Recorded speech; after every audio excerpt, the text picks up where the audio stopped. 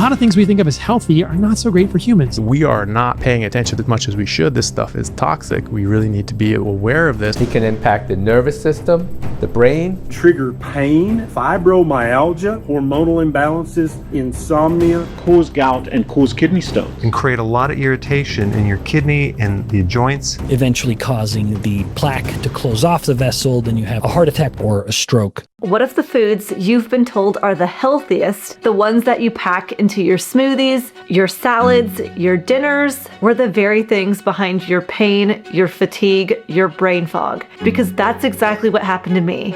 I followed the mainstream advice. Eat more plants, more fiber, more color, and I ended up with debilitating knee pain and chronic inflammation. And now I'm seeing that same story repeat amongst people of all ages, but even people younger than me, already struggling with memory loss, kidney stones, and gut issues, all eating diets packed with the same foods.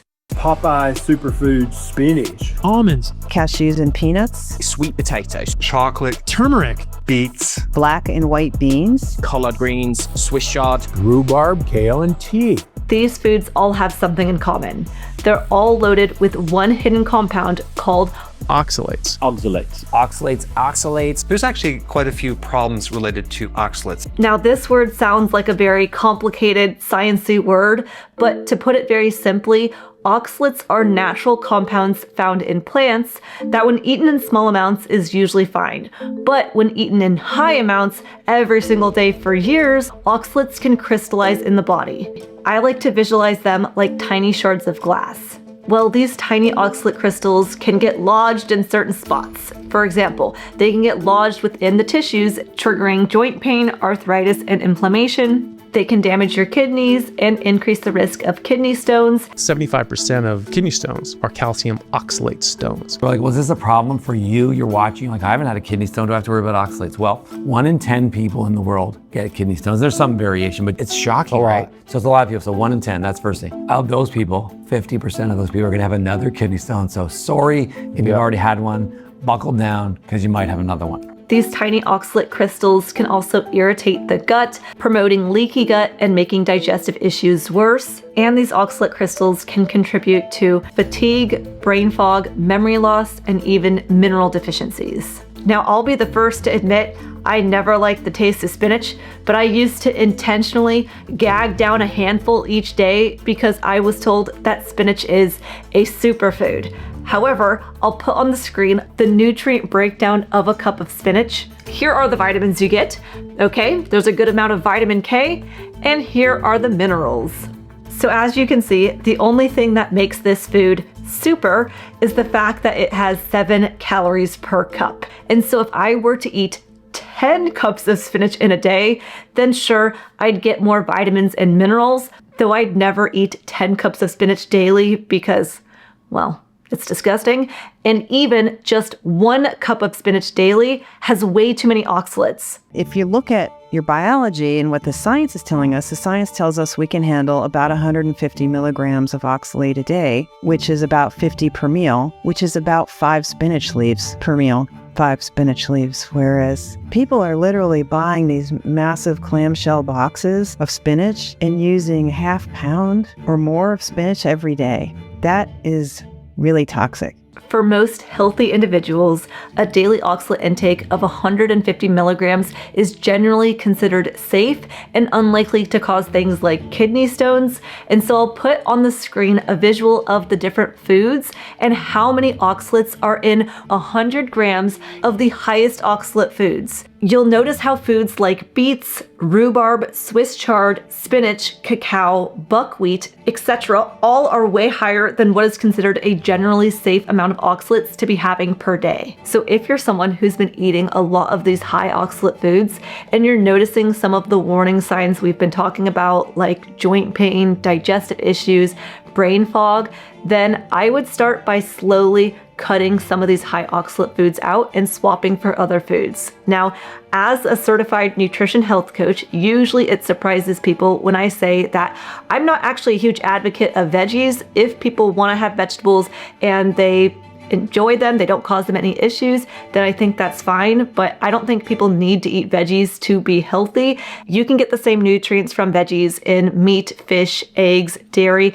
And if someone wants some fiber, then the fruits are a good option, as they don't have nearly as many plant toxins, anti-nutrients, and even tend to be lower in things like oxalates as well. But for people who want to have their salads, then I would be swapping the spinach salad for things like iceberg and romaine lettuce, as they tend to be lower in oxalates.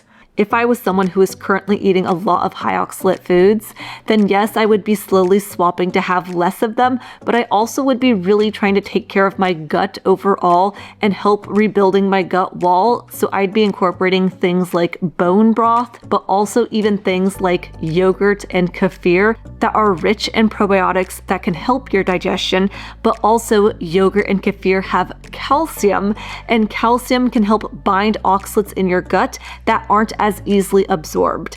Another option is incorporating colostrum, which, if you don't know what colostrum is, it's the first milk that mammals produce right after giving birth. It's the first nutrition that we receive in life that contains all the vital nutrients our bodies need to thrive. My husband and I have actually been taking Armra colostrum for the past couple of years. Today's video is sponsored by Armra. Their colostrum has over 400 plus bioactive nutrients in their purest, most bioavailable form, including a host of peptides, antibodies, whole food prebiotics, and antioxidants that can strengthen the gut barrier and promote gut health. There was actually a 12-week study done on people specifically taking Armra colostrum. It was a randomized, placebo-controlled trial, and at the end of the 12 weeks, 86% of people reported having less bloating, and 76% of participants reported having less heartburn and reflux.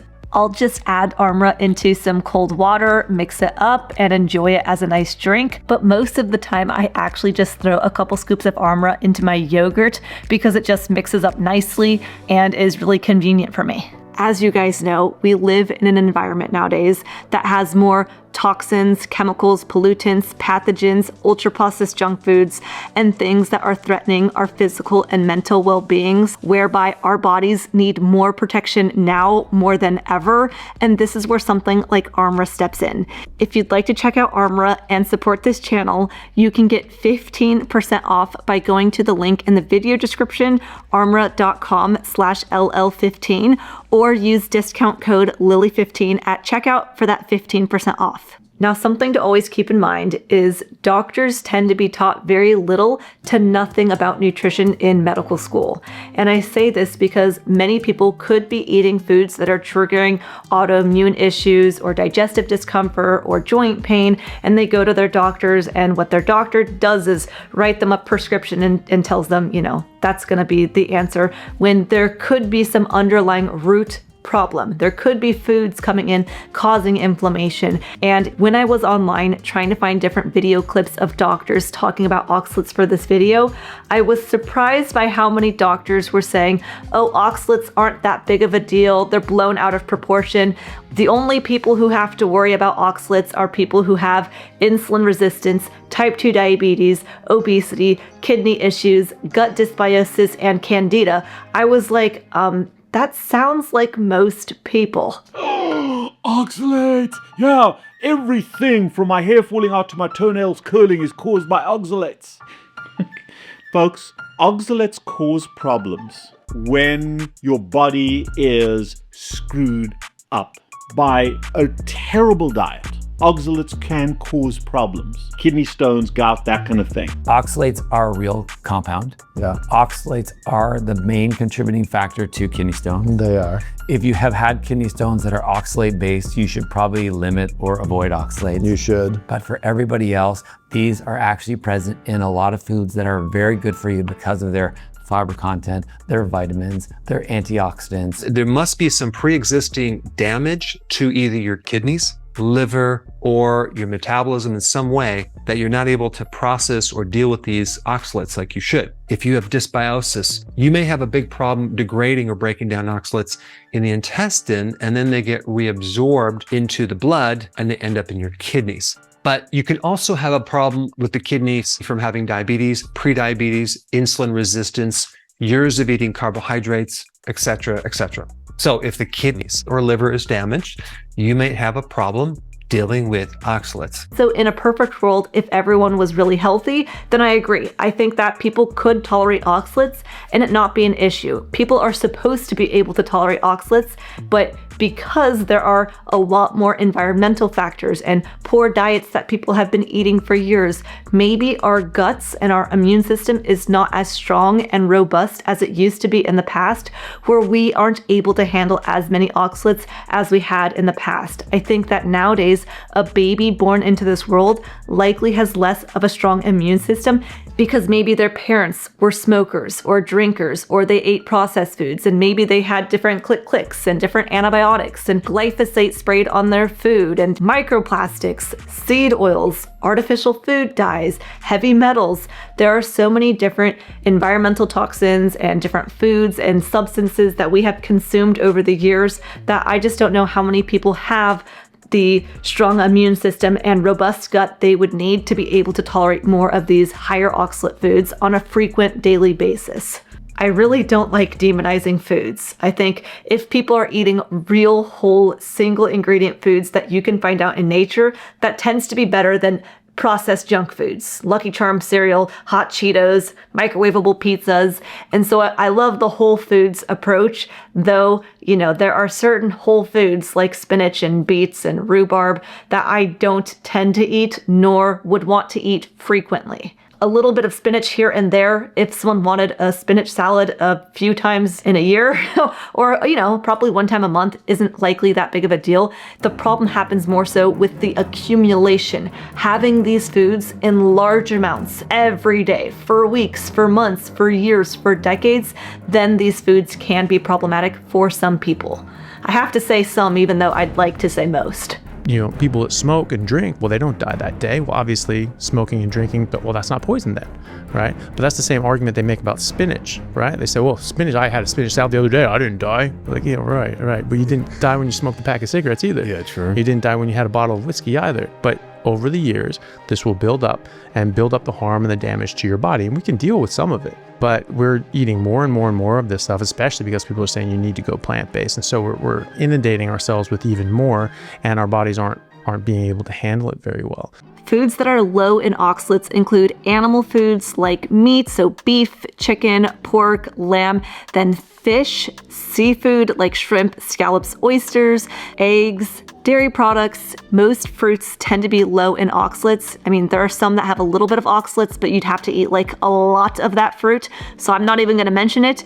And then some of the lower oxalate vegetables are cauliflower, lettuce, asparagus, broccoli, zucchini, Brussels sprouts, and carrots. So to recap, if I was someone who was eating a high oxalate diet and I'm noticing some of the warning signs we already talked about, then I'd be slowly transitioning into a lower oxalate approach. Now, I wouldn't do it quickly because sometimes that can lead to like oxalate dumping. We're not going to get into that today, but I would be slowly transitioning into the lower oxalate foods. And then I'd also make sure I'm staying hydrated, maybe having 2 to 3 liters of water daily and adding salt to my food, as well as making sure I have minerals like magnesium and potassium, as those can help prevent stone formation. I'd also likely consider incorporating more dairy or calcium in general into my diets. The best sources of calcium are going to be things like cheese, yogurt, milk, kefir, but then on top of that, there's things like bone broth and sardines with the skins and bones that can be a good source of calcium. And again, adding the calcium as it can be a way to help bind some of the oxalates in the gut. And then I'd also be having my labs tested. Whether I had a problem with oxalates or not, I still think getting labs done every year can be beneficial, because then you can make tweaks and adjustments to your diet and lifestyle based on what the actual numbers are saying about you.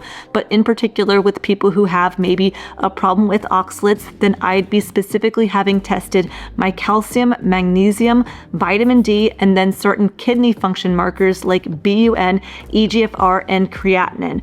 I'd also be having my urine tested to see if calcium oxalate crystals are forming. Now, if you don't know how to go about getting these tests done, I'd see if your doctor can do them. But if not, I actually bypass going to a doctor. My husband and I actually just go online and we order our blood work online. It's, It's the way of the future. And what we do is we go onto this website called Function Health, and what they have is a yearly membership fee that includes 100 plus biomarkers tested in the beginning, and then 6 months later you can get another 60 plus biomarkers tested for all of the same yearly membership fee, which is $4.99. I do have a $100 off code, which you'll want to put in caps Lillie Kane 100 for the redemption code, so you can get $100 off. But then what happens is we order the blood work online, we show up to a blood draw center near us where they draw the blood and collect the urine, and then all of our results show up online. And also Function does have a $19 add-on with a urinalysis where you can see if you're having calcium oxalate crystal formation. I'll leave their website in the description, functionhealth.com/LillieKane. That'll get you the $100 off. And I think that's just something that I would be doing. I mean, I do it already as somebody who doesn't have oxalate crystals forming, but I'd like to get routine lab work to see how things are changing and what I could be doing to optimize my health, my lifestyle, my diet, my sleep, my stress, in order to live my healthiest and happiest life. If you found this video helpful, don't be silly, subscribe to Lillie, give the video a thumbs up, and if you liked this video, I'm sure you're going to enjoy this one. I hope you have a happy day, and I'll see you in the next one.